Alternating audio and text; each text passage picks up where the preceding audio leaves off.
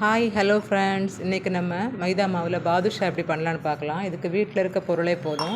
நான் 1.5 கிளாஸுக்கு மைதா மாவு எடுத்துக்கிறேன். இதில் கொஞ்சமாக உப்பு, கொஞ்சமாக சோடா பொடி சேர்த்துருக்கேன். அது கூடவே 4 ஸ்பூன் நெய் சேர்த்துருக்கேன்.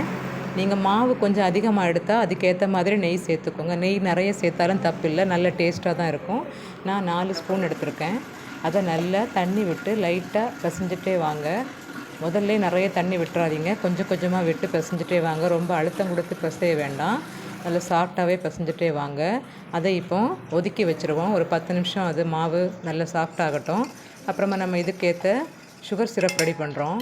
சீனி நம்ம இப்போ மாவு 1.5 கிளாஸ் எடுத்துருக்கோன்னா 1 கிளாஸ் சீனி பாகு கரெக்டாக இருக்கும். சீனி போட்டு அதில் ஏலக்காவும் போட்டு 1/2 கிளாஸ் தண்ணி விட்டு சீனி பாகு ரெடி பண்ணிவிடுங்க. அப்புறம் மாவு ரொம்ப சாஃப்டாகிட்டு பாருங்கள். இதை இப்படி கையில் தட்டி ஒரு விரல் போட்டு இந்த மாதிரி ஷேப்பில் எடுத்து வச்சுக்கோங்க. நான் எல்லா மாவையும் இப்போ எடுத்து வச்சுட்டேன் பாருங்கள். ரொம்பவே அழகாக பாதுஷா ஷேப்பில் வந்துருச்சு. இப்போ நம்ம இதை எண்ணெயில், எப்போவுமே தேங்காய் எண்ணெய் நம்ம ஸ்வீட்ஸுக்கெல்லாம் யூஸ் பண்ணக்கூடாது, ஏன்னா அந்த ஸ்மெல்லு ரொம்ப அடிக்கும் இல்லையா. பாம் ஆயிலும் யூஸ் பண்ணாதீங்க. நான் கோல்டு வின்னர் எடுத்திருக்கேன். அதில் இப்போ இதை அழகாக பொன்னிறமாக பொரிச்சு எடுக்க போகிறோம். அவ்வளோத்தையும் நான் போட்டேன்.